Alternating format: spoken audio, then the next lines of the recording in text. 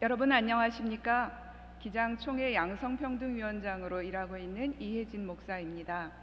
성윤리 특강, 성정의를 이루는 행복한 공동체라는 주제로 이렇게 함께 생각할 수 있는 기회를 주셔서 고맙습니다.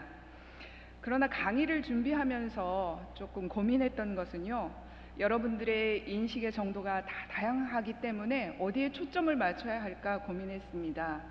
어떤 분은 시대의 변화나 아픔에 대해서 아주 민감하게 반응하면서 함께 하려고 하는 사람도 있지만, 변화나 전통에 대해서 변화를 거부하는 그런 사람도 있기 때문에 어떻게 초점을 맞춰야 될까 고민을 했습니다. 오늘은 그냥 기본적인 것을 알아간다, 나 자신을 성찰해 간다 하는 그런 생각을 가지고 이 시간 함께 했으면 좋겠습니다.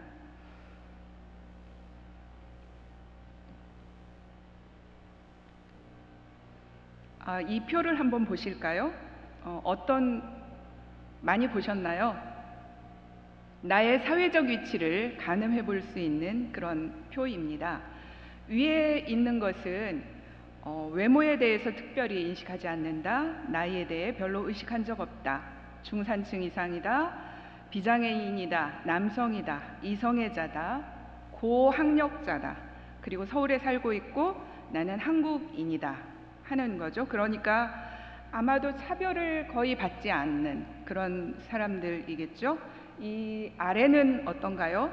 아래 것은 어떠한 이유로든 차별의 경험을 가지고 있는 사람들의 이야기입니다. 나는 외국인이다, 비서울 지역에 산다, 저학력이다, 나의 성적 취향이나 정체성으로 차별받은 적이 있고, 나는 여성이다, 장애인이다, 경제력이 없고 가난하다, 나이가 적어서 혹은 나이가 많아서 차별을 받고 있다, 외모 때문에 차별을 받은 적이 있다. 성별, 외모, 나이, 경제력, 학력, 지역, 신체, 성적 지향, 국적과 같은 것으로 차별을 받아본 적이 있습니까? 만약에 내가 차별받은 적이 별로 없다면 나는 차별받은 사람의 마음을 진심으로 이해할 수 있을까 하는 것입니다. 성서에 보면 예수님은 우리가 지켜야 할 가장 큰 계명을 하나님을 사랑하고 내 이웃을 내 몸처럼 사랑하라고 말씀하십니다. 이웃을 내 몸처럼 사랑한다는 것은 어떤 것일까요? 내 몸을 소중하게 여기듯이 남도 소중하게 여기며 존중하라는 그런 말씀이겠죠. 그렇기 때문에 사랑의 실천은 역지사지의 입장에서, 상대방의 입장에서 내가 생각하는 것으로부터 시작합니다. 나의 힘과 특권, 나의 지배적인 위치를 내려놓고 다른 사람을 이해하고 존중하는 것에서 사랑은 시작이 됩니다. 젠더 감수성은 어떤 것일까요? 성인지 감수성이라고 하기도 하고 인권 감수성이라고 하기도 합니다. 젠더는 뭐죠? 사회 규범이나 제도, 문화와 관습 등에 의해서 형성된 사회성을 말합니다. 젠더 감수성이란 어떤 사건이나 현상을 바라보는 것, 자연을 바라보는 것, 사람들을 바라보는 것, 그것에서 얼마나 내가 민감하게 느끼는가 하는 것입니다. 다른 경험, 다른 삶의 조건의 영향은 태어나면서부터 자라는 동안 계속 받게 됩니다. 관계, 통념, 사회적 관습, 문화, 제도의 영향을 계속 받습니다. 지금까지 익숙한 대로 살아가고자 하는 관성이 우리한테 있죠. 그러나 그것을 잠시 내려놓고 차별을 받고 있는 사람이 없는가? 아픔을 겪고 있는 사람이 없는가? 소외당하는 사람이 없는가를 민감하게 살피고 대응하는 감각이 바로 젠더 감수성입니다. 불평등이 발생되지 않도록 인식하고 느끼는 것입니다. 젠더 감수성을 훈련한다는 것은 그렇기 때문에 타인을 이해하고 존중하겠다는 것입니다. 내가 낯설고 불편하고 이질감이 느껴지는 것을 감수하고 상대방의 이야기를 경청하고 수용하겠다는 적극적인 자기 변화입니다. 지금까지 내가 당연하게 생각했던 것들에 대해서 근데 어떤 사람이 나는 그게 불편했어요, 나는 그게 힘들었어요, 나는 그게 고통스러웠어요 라고 얘기하는 사람이 있다면 그것을 자각하고 다르게 낯설게 보는 훈련을 하는 것, 그러니까 일상을, 나의 그냥 지금까지 해왔던 일상을 바꾸는 연습을 하는 것이라고 볼 수 있습니다. 성별 고정관념, 이렇게 제가 적었네요. 여성과 남성, 성별 고정관념이 우리 안에 있다는 것이죠. 여성은 보통 부드럽고 의존적이고 감성적이고, 남성은 강하고 독립적이고 객관적이고, 여성은 인내심이 강하고 양보를 잘하는 반면 남성은 진취적이고 주도적이다. 뭐 이런 고정관념이 있죠. 여자는 목소리가 크거나 뛰어다니면 안 돼. 남자는 울면 안 되지. 계집애가 기가 세서 사내 자식이 돼가지고 왜 이래? 집안일은 여자가 해야 해. 군대를 가야 진짜 남자지. 이런 고정관념이 있죠. 거기에 따라서 우리 교회도 마찬가지입니다. 여러분들 교육 담당 부서 여성들은 주로 어디에서 일하죠? 유아부, 유치부, 어린이부. 남성들은 청소년부, 청년부. 담당 부서도 여성은 예배부, 친교부, 교우부, 봉사부. 남성들은 선교부, 재정부, 관리부. 여성들은 주로 신방하거나 교우 관리를 하고, 남성들은 조직해내고 회의하고 행정하는 일들을 합니다. 그리고 여성들에게는 성서 봉독이 부여되고 특송이나 피아노 반주를 하게 하는 반면에 남성들은 설교, 예배 인도, 기도와 같은 것들을 하게 되죠. 이것이 다 성별 고정관념에서 시작하는 행위라고 볼 수 있습니다. 성별 고정관념은 차이를 차별로 만들게 된다 하는 것입니다. 차이는 누구나 다 있을 수 있습니다. 생김새가 다르기도 하고요. 말투, 행동, 신체, 성격, 재능, 종교, 문화, 정치적인 의견들 다 다를 수 있어요. 그래서 사람들이 서로를 구별할 수 있는 특성이라고 한다면, 차별은 그 차이를 합당한 이유 없이 불이익을 주는 것입니다. 차이를 근거로 불이익을 주는 것을 차별이라고 할 수 있습니다. 그래서 우리가 정책, 제도 이런 것들을 차이를 인정하고 존중하면서 바꿔가야 합니다. 차이를 인정하고 그 차이를 배려하는 시설이나 정책이나 제도를 만들어 가야 합니다. 통계로 보는 우리 사회의 성평등 지수라고 하면 성평등 위치 현재라고 한번 해볼까요? 여성 경제활동 참가율은 51.8%입니다.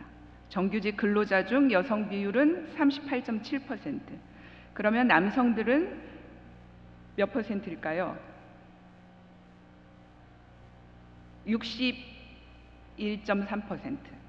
3급 이상 여성 공무원은 4%, 공공기관 여성 관리자는 11.6%, 지역구 국회의원 여성 비율은 10.3%, 육아휴직자 중 남성 비율은 10.2%, 여성 월평균 임금 남성의 62.6% 수준으로 받고 있고요. 그러니까 남성이 100만 원을 받으면 여성은 62만 6천 원 정도 받는 게 평균이라는 거죠. 기혼 여성 가사활동, 기혼 남성의 4.5배를 하고 있고요. 강력범죄, 흉악범죄 피해자 여성이 여성 비율이 89.1%를 차지하고 있습니다. 내 주변에서는 다 성평등이 이루어지고 있는 것 같지만 우리 사회에서는 성평등이 아직 갈 길이 멀었다라고 말씀드릴 수 있습니다. 결람출 여러분 들어보셨습니까? 여성에게만 던지는 질문입니다. 결혼은 언제 할 건지, 남자친구는 있는지, 출산 계획은 어떻게 되는지. 이걸 왜 물을까요?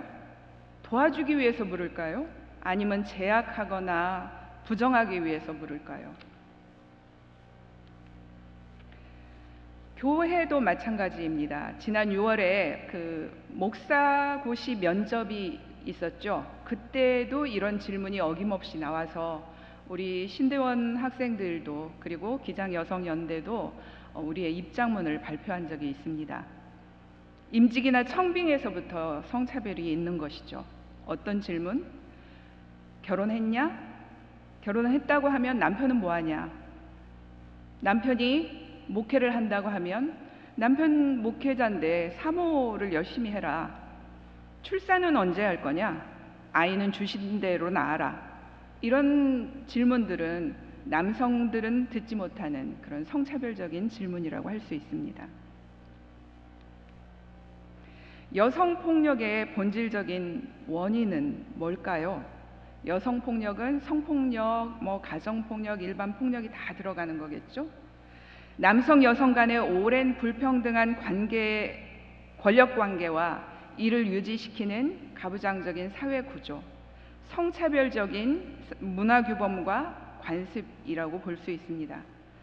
그렇기 때문에 성별, 성적 지향, 나이, 종교, 인종, 사회 경제적 지위 등에 따른 차별이나 억압적인 위치와 관계성을 만들어내는 권력에 대해서 우리가 성찰하고 분석해야 하는 것이 필수적입니다.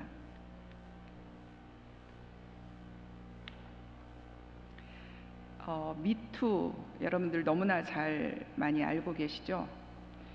성폭력 피해자가 자신의 피해 사실과 경험을 드러내면서 사회에 만연한 성폭력의 심각성을 알리는 일입니다. 그리고 또 다른 생존자들에게 당신 잘못이 아니야.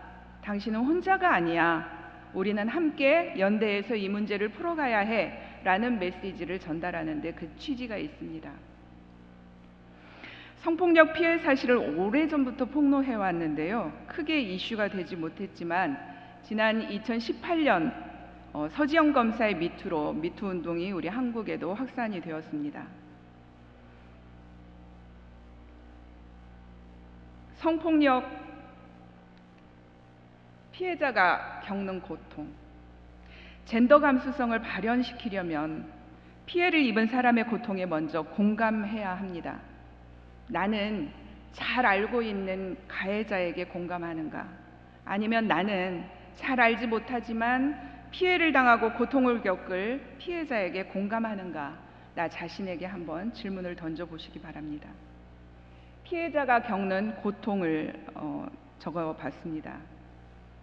생명을 위협받는 공포와 두려움이 있고요. 절망하기도 하고 무력감에 빠지기도 하고 자포자기하기도 합니다. 피해 이후 일상생활에 어려움을 겪기도 하고 심한 우울증, 자책감, 불안, 대인 기피, 성에 대한 혐오, 거부, 자기학대, 정신분열, 자살기도 이런 것들 심한 정신적인 후유증이 있습니다. 자기의 잘못이 아니라 가해를 입힌 사람이 잘못했음에도 불구하고 자꾸 나를 자책하면서 나 자신을 나락으로 몰아가는 게 성폭력 피해자가 겪는 고통입니다. 쭉 보시기 바랍니다. 정신적인 피해, 자아 상실을 하게 되고요. 계속 성폭력 피해에 대해서 생각이 나게 되고요. 죽고 싶다는 생각을 하기도 합니다. 교회는 이러한 미투에 어떻게 응답해야 할까요? 여러분에게 어느 교인이 자신이 성폭력 피해를 입었다고 호소할 때 우리는 어떻게 반응하고 위두유를 하겠습니까? 위두유란 성폭력 피해자들을 지지하고 함께 하겠다는 다짐과 운동입니다. 초등학생에게 배운 위두유의 의미를 한번 동영상으로 짧게 보시겠습니다. 송경희 선생님의 강의에 들어있습니다. 한 아이가 저를 바꾸게 한 사건이 있었는데 5학년 남학생 때였어요. 제가 이제 강의를 갔었는데 한반 수업이었거든요. 잠깐 쉬는 시간에 한 명이 저를 찾아오는 거예요. 선생님, 수학여행 때 누군가 내 바지를 벗겼대요. 그래서 내가 사진을 찍혔는데 사과하고 끝났는데 제가 볼 땐 자기는 너무 이건 아닌 것 같아요. 자기가 용기 내겠대요. 그래서 자기가 다음 시간에 자기 얘기도 해도 되네요. 그래서 제가 몇 분 주면 될까? 그랬더니 한 10분 주면 될 것 같대요. 그러면 40분 강의 10분을 준 거예요. 그 꼬마아이가 이런 얘기를 하더라고요. 수학여행 때 알지? 한 달 전에 바지 벗겨서 너희들이 내 거 성기 탁 찍어서 사건 접수가 된 거. 특히 남자애들은 남자 방에서 비계 싸움하면서 놀았던 거 봐요. 그래서 이제 그걸 벗긴 거죠. 그랬더니 그 찰나에 핸드폰을 꺼낸 거죠. 근데 담임 선생님이 여학생들이 소리 지르는 거 보고 야, 니네 둘이 사과해. 핸드폰 치워. 이렇게 된 거예요. 근데 얘가 저한테 얘기한 건 이거였어요. 사과 얘기를 하더라고요. 그 꼬마애가 5학년 남자인데 사과란 주는 게 아니래요. 받는 게 사과래요. 난 받은 적 없대요. 근데 담임 선생님도 나쁘대요. 사과해. 그러니까 얘가 알아서 사과한대요. 내 얘기는 듣지도 않고 사과했대요. 내가 어떤 고통이 있고 내가 어떤 것 때문에 힘들어하는지 얘는 모르고 그냥 시키니까 한 거예요. 그렇죠. 시켜서 한 사과는 사과가 아니래요. 사과는 받아야 된대요. 내가 풀릴 때까지 사과하래요. 그게 사과 아니네요. 그래서 그날 담임도 엄청 울었거든요. 사과를 가르쳐 주겠대요. 그러면 자기부터 얘기하겠대요. 내가 어떤 후유증이 있는지. 밤에 잠을 잘 때 잠옷을 자꾸 잔대요. 누군가 벗길 것 같아서. 이게 나한테 후유증이래요. 팔이 아파 죽겠대, 밤마다. 그리고 나는 너네들이 싫대요. 그러니까 애들이 갑자기 그럴 거라고 생각 못 했던 거예요. 그냥 장난으로 바지 하나 벗긴 건데. 그것 때문에 지금까지 한 달 동안 힘들어해? 그때 갑자기 남자의 가해자가 나오더니 알아서 무릎을 꿇더라고요, 한 명이. 그랬더니 아주 작은 목소리로 미안해. 그랬더니 이 애가 그러더라고요. 니네들 전부 다 가해자래요. 그 자리에 있었던 모든 남자 다 가해자래요. 한 방에 있었던. 왜? 박수 쳤거든. 야야 뭐라 야 찍어 야 걔 다리 좀 잡아봐. 야 도망 못 가. 문 잠궈. 니네들도 왜 나한테 사과 안 하니에요? 니네들도 사과하래요. 그 애들이 미안해.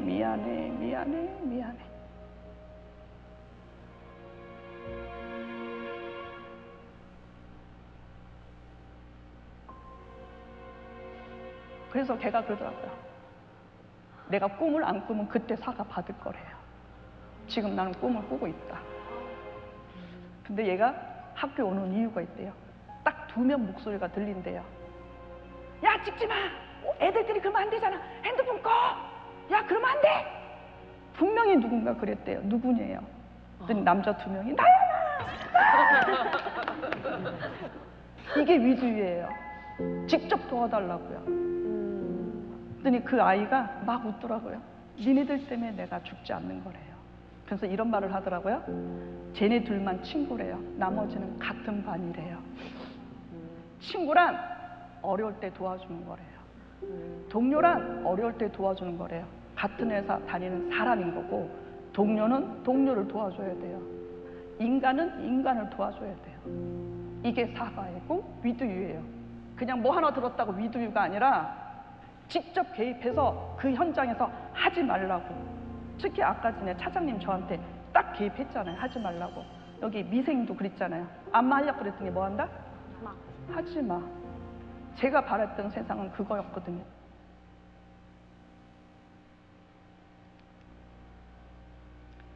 질문과 생각 나눔 시간을 가져보겠습니다. 우리 교회 청년이 성폭행을 당했다면, 그래서 나에게 상담을 할 때 나는, 우리 교회는 뭐라고 얘기하거나 반응할 것인가 함께 얘기 나눠보겠습니다. 이 시간이 함께 서로 워크숍을 할 수 없는 시간이 아쉽지만요, 한번 여러분들 상상해 보시기 바랍니다. 나는 그 사람에게 뭐라고 처음 첫 마디를 열어보겠는가?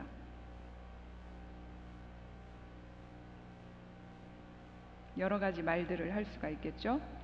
어렵고 힘든 얘기를 꺼내줘서 고마워. 나를 신뢰하고 이렇게 나한테 먼저 와줘서 고마워. 얼마나 놀라고 하늘이 무너질 것 같았니? 내 잘못이 아니야. 뭐 이렇게 시작해 볼 수 있겠습니다. 그 자세한 내용을 여기서 강의하진 않겠습니다. 성폭력 예방과 처리 지침서 총회 양성평등위원회에서 나왔습니다. 정의롭고 평등한 공동체를 꿈꾸며, 이 책을 여러분들 꼭 한 번씩 읽어봐 주시기 바랍니다. 성폭력이란 무엇인가 다시 한번 점검하고 가겠습니다. 권력이나 힘의 차이를 이용하여 상대방의 동의 없이 상대방의 성적 자기결정권을 침해하는 것, 언어적, 신체적, 정신적 모든 행위를 말합니다. 성폭력에 대한 불안감이나 공포심, 그로 인한 행동 제약도 간접적인 성폭력이라고 할 수 있습니다.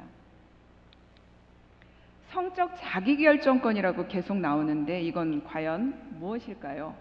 성행동에서 동의를 차 마시는 것으로 설명하는 게 있어서 동영상을 잠깐 보겠습니다.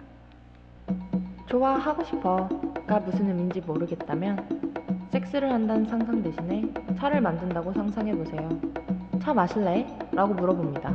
상대방이 겁나 좋지, 고마워? 라고 말한다면 상대방이 차를 마시고 싶어 한다는 걸 알 수 있겠죠. 만일 당신이 차 마실래? 라고 물어봤는데 상대방이 좋아 라고 말하지 않고 글쎄 라고 말한다면 상대방이 차를 마시지 않을 수 있다는 걸 알아야겠죠. 그리고 이게 가장 중요한 부분입니다만 억지로 마시게 하지 마세요. 당신이 차를 같이 먹고 싶다고 해도 다른 사람 목구멍에 쑤셔 넣을 권리는 없잖아요. 만일 상대방이 차 마시기를 거부한다면 처음부터 차를 만들지 마세요. 만들지 말라고. 마시게 하지도 말고. 마시기 싫다는데 왜 싫냐고 인성 부리지도 말고. 단순히 차가 마시기 싫은 것 뿐이니까요. 오케이? 문자로 흐흐를 보냈다고 해서 차를 먹고 싶은 건 아니고, 당신을 좋아한다고 해서 너랑 차를 먹고 싶은 건 아니고, 차를 좋아한다고 해서 그걸 너랑 먹고 싶은 건 아닙니다. 그럼 언제 같이 먹고 싶은지 아냐고요? 네가 차 먹을래? 라고 물어봤을 때 좋아 라고 말하지 않으면 너랑 안 먹고 싶은 거, 이거 레알이에요. 또 같이 술을 마시자고 했다고 해서 너랑 차를 마시고 싶은 건 아닙니다. 여기가 그 중요한 부분인데, 술을 마시고 싶은 사람한테 차를 억지로 마시게 하지 마세요. 술을 먹고 싶은 사람은 차를 마시고 싶진 않습니다. 어떤 사람들은 물을 끓이고 차를 우려내는 동안 마음이 변하기도 한답니다. 이 기껏 공들여 만들어 왔는데 저러면 조금 서운할 겁니다. 하지만 상대방은 차를 마셔야 할 의무가 없습니다. 처음엔 마시고 싶었지만 지금은 아니죠. 누구나 자기 의견을 바꿀 권리는 있잖아요. 그리고 만약에 그 사람이 의식이 없다면 차를 만들지 마세요. 의식이 없는 사람은 차를 원하지 않습니다. 차 마실 거냐고 물어봤자 대답을 못 할 겁니다. 의식이 없으니까. 그래요. 처음에 물어봤을 때 의식이 있었을 수도 있고 마시겠다고 대답했을 수도 있겠네요. 하지만 당신이 주전자에 물을 끓이고 차를 우리는 동안 그 사람은 의식불명이 됐습니다. 차차는 이제 내려놓는 게 좋겠군요. 그 사람의 안전을 확보해주세요. 그리고 가장 중요한 파트인데, 억지로 차를 들이붓지 마세요. 이제 상대방에게 억지로 차를 마시게 하는 게 얼마나 어이없는 행동인지 알게 됐나요? 차를 마시기 싫어한다는 걸 이해할 수 있다면 섹스에 대해서도 마찬가지겠죠. 차를 마시는 것도 섹스를 하는 것도 좋아가 가장 중요합니다. 자, 저는 이제 차나 한잔하러 가보겠습니다. 네, 성적 자기결정권에 대해서 잘 표현하고 있다고 생각해서 동영상을 봤습니다. 사람은 성행동을 선택할 수도 있고 원하지 않을 경우에 거부할 수도 있습니다. 성적 자기결정권이란 단순히 성행위를 할 거냐 말 거냐 그것을 넘어서서 언제, 어디서, 누구와, 왜, 어떤 방식으로 성적 교감을 나눌 것인지 자율적으로 결정할 수 있는 권리입니다. 이것은 스스로 결정할 수 있는 상황이 전제되어야 합니다. 그러니까 동등한 관계여야 가능하다는 거죠.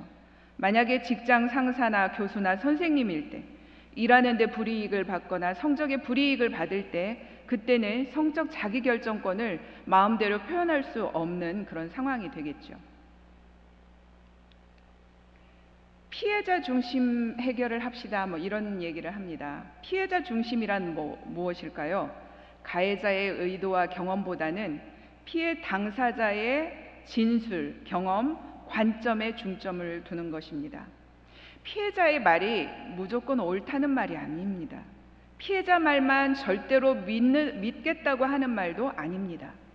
가부장적이고 남성 중심의 어떤 분위기에서 나이나 직급에 따라서 위계질서적인 그런 관계 속에서 자신의 피해 사실을 말할 수 없는 그런 어려움 속에 있는 피해자가 아주 용기를 내어서 피해 사실을 진술할 수 있는 최소한의 안전장치라고 할 수 있습니다.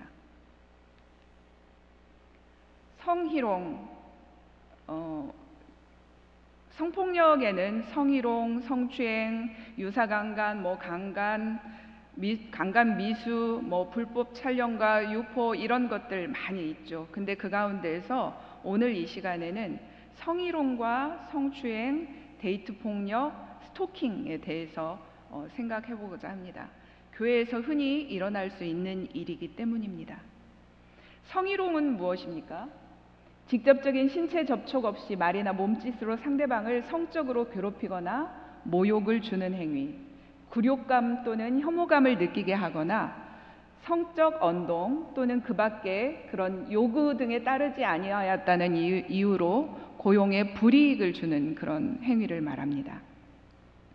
외모에 대한 성적 비유나 평가를 하는 것, 음란한 농담이나 음담패설하는 것, 음란한 내용의 전화통화, 성적 사실관계를 집요하게 묻는 것, 성적인 내용의 정보를 의도적으로 유포하는 것, 외설적인 사진이나 그림, 낙서, 음란 출판물과 같은 것을 게시하거나 보여주는 것, 성과 관련된 자신의 특정 부위를 고의적으로 노출하거나 만지는 행위, 이 모든 게 다 성희롱입니다. 몇 년 전에 성정의위원회, 우리 신대원 성정의위원회에서 성차별 발언 피해 설문조사를 한 적이 있습니다. 그래서 성희롱, 성차별 발언 이런 것들이 성희롱 발언입니다, 성차별 발언입니다 하는 것들을 발표한 적이 있는데요. 거기서 몇 가지 따왔습니다. 상대를 마치 자기 애인 취급하는 것, 칭찬이라며 외모 품평하는 것, 얼굴이 예뻐졌네, 살이 빠졌네, 그래서 몸매가 좋네, 이런 것들 다 포함되죠. 남자들에게도 마찬가지입니다. 남자는 허벅지가 틀실해야 한다. 근데 좀 부실한 것 같아. 뭘 많이 먹어야겠어. 이런 것들. 남자가 그거 먹고 힘을 쓸 수 있겠어요? 얼굴값 하게 생겼네. 성역할 고정관념으로 차별하는 말들도 있습니다. 차는 젊은 여자가 타줘야 제맛이지. 여자 목사님이 커피 타주니까 더 맛있네요. 여자들이 가득하니 참 꽃밭입니다. 이런 것들. 여기 성추행 예시라고 되어 있는데요. 신체적 성희롱 예시입니다. 성추행은 업무상 위력에 의한 것을 성추행이라고 할 수 있습니다. 그러니까 성적 욕망으로 상대방 동의 없이 신체적인 것을 접촉한 행위, 그리고 업무 고용의 관계나 그 밖의 관계로 인해서 자기가 보호하거나 감독해야 할 그런 사람에게 위력이나 위계로 신체 접촉하는 행위를 성추행이라고 얘기합니다. 여기서 보는 것은 주로 신체적 성희롱이라고 할 수 있습니다. 격려한다고 어깨를 두드리거나 어깨를 싸감는 행위, 등을 쓸어내리는 행위, 안마를 해준다며 어깨를 만지는 행위, 허리에 손을 두르는 행위, 손으로 엉덩이를 툭툭 치는 행위, 친한 척 포옹하거나 뒤에서 껴안는 행위, 입맞춤 혹은 손에 입맞춤을 하는 행위, 테이블 아래에서 발로 건드리는 행위, 이 차를 가자며 팔짱을 끼고 억지로 차에 태우는 행위, 일하고 있는데 의자를 끌어와서 몸을 밀착하는 행위, 자신의 무릎에 억지로 앉히는 행위, 가슴을 스치고 지나가는 행위, 안마나 애무를 강요하는 행위, 악수를 하며 상대방의 손바닥을 자신의 손가락으로 긁는 행위, 친한 척 상대방을 터치하며 이야기하는 행위, 이 모든 게 신체적 성희롱이라고 볼 수 있습니다. 그러면 이 느끼는 감정의 차이는 어떠할까요? 나는 어디에 더 친숙한지 한번 보시면 좋을 것 같습니다. 성적 표현을 할 때 가해자는 이렇게 얘기합니다. 친근함을 표시하는 거야. 그러나 피해자는 성적 수치심으로 느낍니다.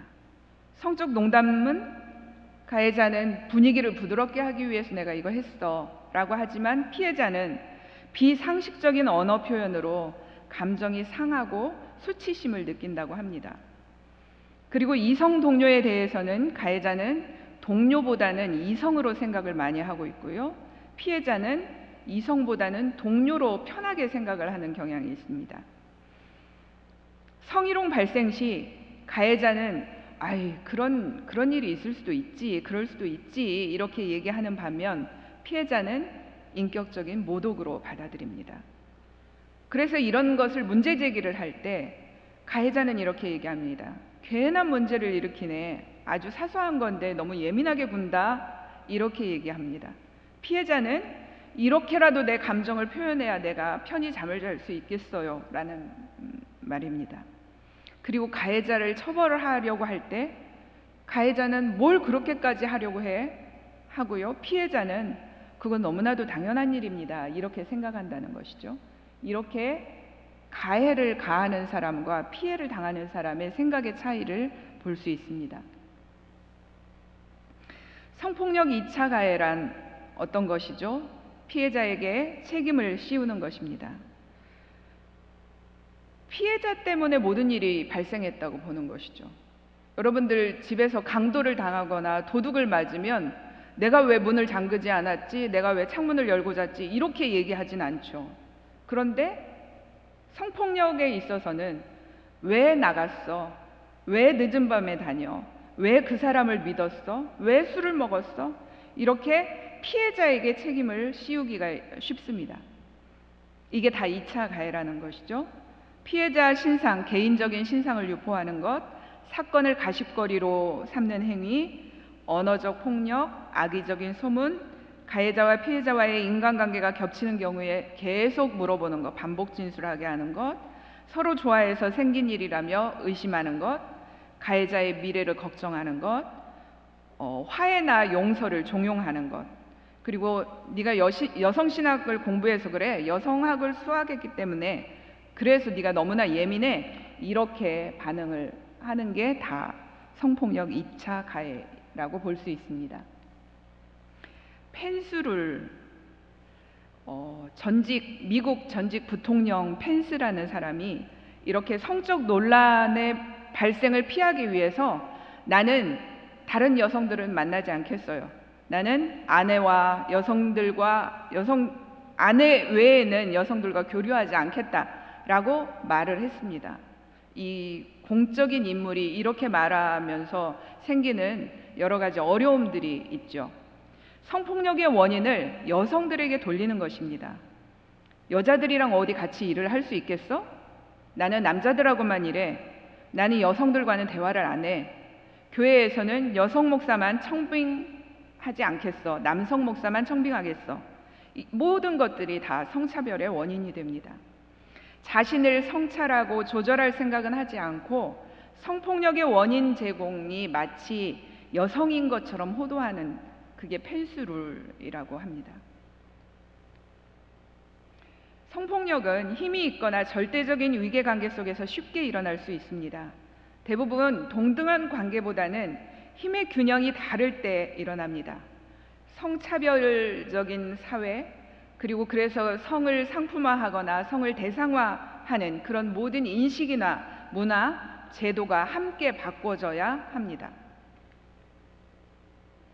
교회 성폭력 피해자의 후유증은 좀 더 큽니다. 좀 더 심각합니다. 왜냐하면 신앙과 결부를 시키기 때문입니다. 신앙적인 위기를 많습니다. 배심감과 분노가 더 큽니다. 신앙으로 가해자를 용서하라고 하는 강요는 피해자에게 도덕적 의무감과 죄책감을 갖게 합니다. 이런 일이 나에게 생기는 것은 하나님이 나를 버렸기 때문이라고 좌절하기도 합니다. 이로 인해서 이 사람의 신앙은 붕괴되고 결국 해결되지 않은 상처를 안고 교회를 떠나기도 합니다. 또 그 공동체가 그 사람을 도저히 그 교회에 있지 못하게 2차 가해를 하기 때문에 결국 교회를 떠나게 되고요. 그 교회를 떠난다는 것은 어떤 것을 의미합니까? 자신의 터전을 송두리째 뽑히는 것. 그래서 정말 삶의 의미를 잃는 그런 경우가 많이 있습니다. 데이트 폭력을 보겠습니다. TVN 드라마 라이브 영상을 잠깐 보시겠습니다. 네, 데이트 폭력. 데이트 또는 연애를 목적으로 만나고 있거나 만난 적이 있는 관계, 또 넓게는 소개팅, 채팅으로 그 가능성, 사랑을 할 수 있는 그런 가능성을 인정하고 만나는 관계. 사귀는 것은 아니지만 호감을 갖는 상태, 이 모든 그런 어떤 관계에서 발생하는 언어적, 신체적, 정서적, 경제적 폭력을 말합니다. 이게 가장 큰 문제이죠. 상대방이 마치 자신의 소유물인 양 자기의 취향에 따라서 상대방을 조정하려는 행위입니다. 사랑이라는 이름으로, 널 위한다는 명목으로 자율성을 통제하고 관계를 통제하고 일정을 통제하고 행동을 통제하는 게 다 데이트 폭력입니다. 이게 이제 처음에는 강도가 약하지만 나중에 강도가 심해져서 내 말을 듣지 않을 때, 내 기분이 나쁠 때 폭력이 행사되는 거죠. 그게 이제 정서적인 것으로, 언어로, 경제적으로, 신체적으로, 성적으로 그 폭력이 됩니다. 내 기분을 상하게 했어. 너는 내 말을 듣지 않았으니까 맞아야 돼. 맞을 짓을 했어. 맞을 짓을 하는 게 과연 있을 수 있을까요? 죽이겠다고 협박을 하거나 자살하겠다고 위협하는 행위도 다 거기에 포함이 됩니다. 한국여성의전화 성폭력 상담소에서 2016년에 사랑, 친밀한 관계, 데이트, 연애, 관심사를 가진 18세부터 60세 성인들에게 데이트 폭력 경험 실태 조사를 실시했습니다. 성인 여성 1,017명이 참여했고요. 이 중에 61.6%가 최근 데이트 관계에서 폭력 피해를 경험한 적이 있다라고 얘기를 했습니다. 여기서 폭력은 통제라는 것, 그 다음에 언어, 정서, 경제적인 폭력, 그 다음에 신체적 폭력, 성적 폭력 네 가지로 나누어서 조사를 했는데요.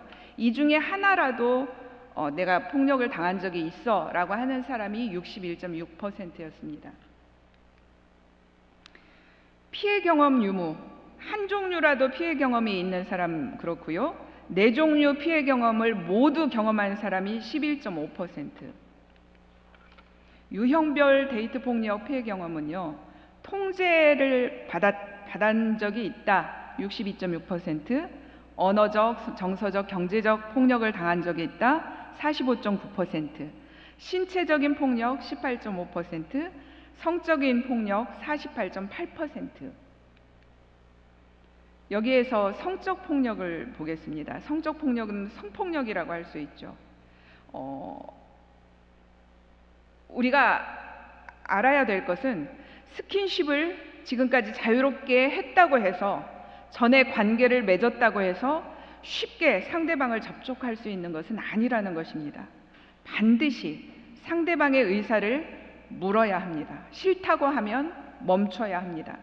여기서 성적 폭력은 사귀기 전부터 사귄 후 3개월 미만에 발생하는 비율이 52.1%에 달합니다. 그러니까 다른 유형의 폭력에 비해서 발생 시기가 빠릅니다. 그러니까 어떤 성적인 폭력을 겪으면서 그냥 데이트 관계로 유지되는 그런 경우가 많이 있다는 거죠. 모든 형태의 폭력 피해가 있는 여성의 응답자 중에 90.1%가 모두가 다 나는 통제를 경험했다고 응답을 했습니다. 폭력은 통제, 제약에서 시작되지만 통제는 그 자체로 이게 폭력이야 라고 눈에 보이지 않는다는 거죠. 그래서 처음에는 느끼거나 인식하지 못하는 경우가 많습니다. 친밀성은 통제를 가리는 주요 기제로 사용합니다. 그러니까 애정 때문에, 관심 때문에, 걱정 이런 언어와 명목으로 정당화되기 때문에 이게 통제라는 것을 모른다는 거죠.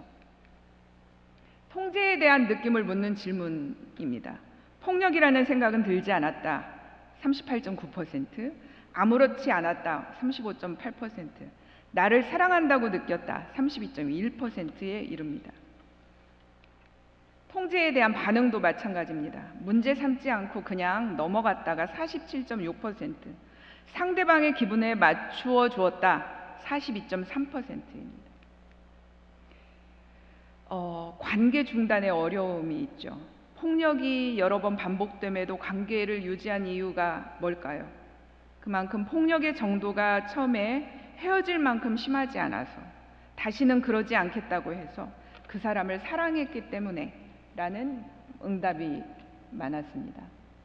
그런데 그렇게 폭력에 노출되고 있는데도 관계를 중단하지 않을 때 어떤 문제가 생기게 될까요? 그 폭력이 반복적으로 일어나고 그 관계가 지속될수록 강도가 점점 강해지고 심해진다는 것입니다. 죽음에도 이르게 될 수 있는 그런 위험한 일입니다. 폭력을 경험한 후에 보통 하는 말이 있습니다. 가해자가 하는 말이죠. 너를 많이 사랑해서 그래. 다 너를 위해서야. 사랑한다면서 이것도 못해줘? 너를 얼마나 사랑했는데 나한테 어떻게 이럴 수가 있니? 이렇게 말합니다. 사랑해서 폭력, 그게 가능한가요? 사랑이란 이름으로 포장된 통제는 사랑이 아닙니다. 데이트 폭력은 경미한 사건일까요? 혼자서 해결해도 되는 사적인 문제일까요? 혼자서 참고 해결하려고 하거나 주변인들한테 이야기를 하기도 합니다. 1.5%가 주변인들한테 이야기했습니다. 그런데 주변인들에게 이야기할 때 보통 피해자에게 오히려 비난하거나 책임을 전가하거나 폭력에 대해서 과소평가하거나 네가 알아서 해, 네 개인적인 일이잖아, 이렇게 반응을 한다는 것이죠. 반드시 전문 상담기관이나 경찰 등의 공적 지원 체계에 도움 요청을 해야 해결이 가능합니다. 스토킹이란 접근하다, 몰래 다가가다, 이런 스톡에서 파생된 말입니다. 그러니까 상대방의 의사에 반해서 공적인, 사적인 생활 영역에서 직접적으로 혹은 간접적으로 접근해서 괴롭히는 행위를 말합니다. 스토킹의 유형을 보겠습니다. 반복적으로 접근하거나 미행하는 행위, 주거지나 근무지, 학교, 이와 같은 활동 장소에서 지켜보고 있거나 통행로에 서 있는 그런 행위들, 특정 물건, 선물이라는 이름으로 계속 뭘 보내고 사진 보내고 문자를 반복적으로 보내는 행위, 피해자와 그 주변인의 안전과 생명을 침해하거나 위협하는 행위, 그 외에 자유로운 어떤 생활 형성을 침해하는 그 모든 것이 스토킹이라고 할 수 있습니다. 스토킹 가해자는 92.7%가 아는 사람입니다. 특히 지금 현 애인이거나 전 애인, 현 배우자이거나 전 배우자. 스토킹의 대부분이 애인이나 배우자와 같이 친밀한 관계에 있거나 있었던 사람에 의해서 발생합니다. 교회에서도 청년들 사이에서도 스토킹이 발생합니다. 가해자의 구애 행위, 상대의 마음 정리의 과정, 이런 것들로 미화하거나 포장이 되기 때문에 스토킹으로 얘기되지 않기도 하지만 그거는 스토킹인 것을 우리가 바로 깨달아야 합니다. 그래서 교회 공동체에서는 개인들 간에 해결해야 할 사적인 것, 감정적인 영역이라고 여기거나 때로는 가해자의 편을 들거나 때로는 피해자의 편으로 이렇게 쫙 나뉘어지는 경우가 많은데요. 잘 스토킹을 대처해야 합니다. 스토킹은 폭력이며 자유로운 생활 형성을 침해하는 반인권적인 범죄 행위이므로 단호하게 대처해야 합니다. 특별히 가해자를 징계하거나 처벌하는 그런 어떤 책임을 피해자에게 전가하지 않아야 합니다. 화해와 용서로 처리될 문제가 아니고요. 신원이나 사생활 비밀과 같은 것들을 비밀을 누설해서는 안 됩니다. 2차 피해를 방지해야 하고 피해자의 권리가 보장될 수 있도록 교우들에게 성평등, 인권교육, 성폭력 예방 교육이 반드시 필요합니다. 우리 교단의 성윤리 정책은 어떤가요? 마지막으로 우리 교단의 성윤리 정책을 살펴보겠습니다. 하나님은 자기 형상, 곧 하나님의 형상대로 사람을 창조하셨습니다. 그리고 사람을 차별함 없이 대하고 계십니다. 성은 우리 모두에게 동등하게 주어진 하나님의 선물입니다. 그렇기 때문에 주님의 몸된 교회는 하나님의 형상인 사람들이 하나님의 은총을 경험하는 장입니다. 사랑과 생명, 정의, 평화를 드러내는 곳입니다. 우리 주 예수 그리스도 안에서 누리는 영원한 생명이 가득한 교회는 성평등을, 성정의를 이루어가야 합니다. 우리 교단의 성윤리 강령이 지난 2018년 9월 제103회 총회 때 결의가 되었습니다. 그런데 사실 물어보면 아는 사람이 많지 않더라고요. 그래서 한번 어떤 내용이 담겨져 있나 보고 마치겠습니다. 우리는 성평등의 실현으로 하나님의 은총과 온전한 자유를 경험할 수 있음을 선포하며 이러한 은총으로 공동의 선을 이루어갈 것을 성윤리 강령의 제정과 함께 다짐합니다. 우리의 다짐, 같이 각자 읽어보실까요? 우리는 모든 사람이 다양하면서도 동등하게 창조된 하나님의 형상임을 고백하며 서로 다름과 차이를 인정하고 존중하겠습니다. 우리는 어느 한 성이 다른 성을 차별하거나 억압하지 않는 평등한 그리스도 공동체를 이루어 가겠습니다. 우리는 나이나 지위, 힘을 이용하여 상대방에게 성적 피해를 주지 않고 성을 함부로 사용하지 않겠습니다. 우리는 칭찬이라도 외모에 대한 평가를 하지 않으며 수치심이나 굴욕감을 주는 말과 행동을 하지 않겠습니다.